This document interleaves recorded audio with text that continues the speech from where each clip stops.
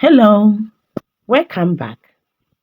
Today we shall be learning economics, and our topic is types of economic system. Before we move further, let's look at the meaning of economic system. Economic system is the mode of production and distribution of goods and services within which economic activities takes place. In other words, economic system is an arrangement for managing the relative scarce resources in a particular place and at a particular time. So the way we manage the scarce resources in a particular place or in a particular country and at a particular time or season is called economic system. And economic activities are what people do to earn a living. So whatever people do to earn a living is called economic activities. So let's continue with types of economic system. We have three types of economic system. One is capitalism or free market economy. Capitalism is characterized by private ownership of means of production. Therefore, private individuals determine what, how, and for whom to produce and distribution of what has been produced. So in this case, it is private individual that determine what he will produce, how he will produce it, and for whom he's going to produce and distribute what it has been produced. Government doesn't have a say on this type of economic system. The second one is socialism or controlled economy. Resources owned and controlled by the state or government. So in this case, government plans production and distribution of resources. Unlike capitalism, socialism are owned by the government. It's government that determine what they will produce and how they will distribute the produced resources. Then the final one is mixed economy. Mixed economy is a type of economic system in which private and government jointly owns means of production and distribution. It's a mixture of capitalism and socialism. So mixed economy and capitalism and socialism joined together. Unlike capitalism that is owned by private individual and socialism that is owned by government, the mixed economy are joined by private and government. So they are the one that determines what happens in the economy. That because they are two, that's why it is called mixed economy, because it's two different people that are determining what happens in the economy. Basic features of each economic system. So each economic system is known for a particular thing or is characterized by a particular thing. In capitalist economy, private ownership of resources and industry, it is known by its private ownership of resources and industry. So resources and industries or firms are owned by private individuals.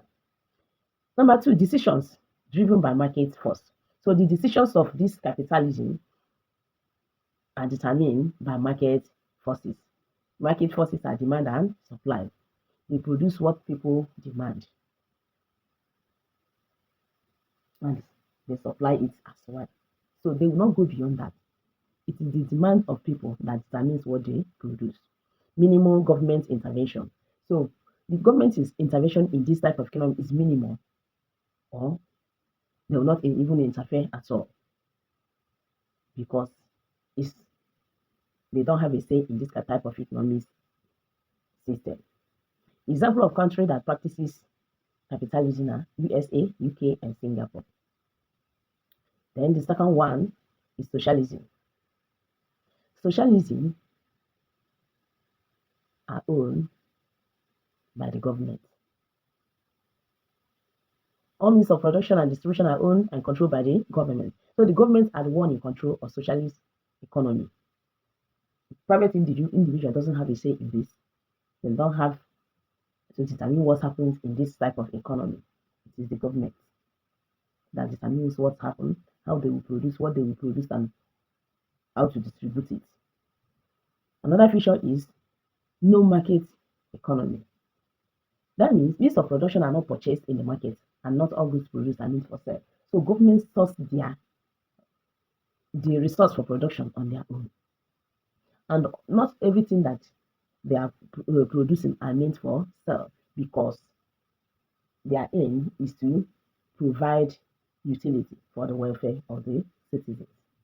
Say no profit motive, distribution based on needs rather than profit. So as they are producing, what they are aiming is provision of needs for the citizen, and not what they will make at last. They are not looking at the profit that they will be making, but the needs of the people. The first one is freedom of choice. In this case, consumers have a wide range of choice because of abundance of goods and services, because it's government and they are not meant out there for profit. What they are doing is to provide needs for the masses. Therefore, they provide whatever they will produce in larger quantity and in different times, so that people have to make their choices according to their needs. Then the fifth one is promotion of welfare. So in socialist economy, they promote welfare of the citizens by providing goods and services for their utility. Then features of mixed economy. One is freedom of choice. Remember, mixed economy is a mixture of individual sector and government. That is why it is called mixed economy, because this economy has the involvement of private sector and the government for the production and distribution of goods and services. So its features is freedom of choice. Consumers have a freedom to make choice over goods and services. Joint participation, government and private sector, they join hands in provision of these goods and services. So as private sector is producing, government is also producing. Joint decision, they make their decision together to see to the welfare of the citizens. Fair competition, there is no competition in this. Even if there is, the competition is fair because it's not an individual affair. Then, in our next video, we shall be looking at advantages of capitalism. We shall be looking at advantages of capitalism.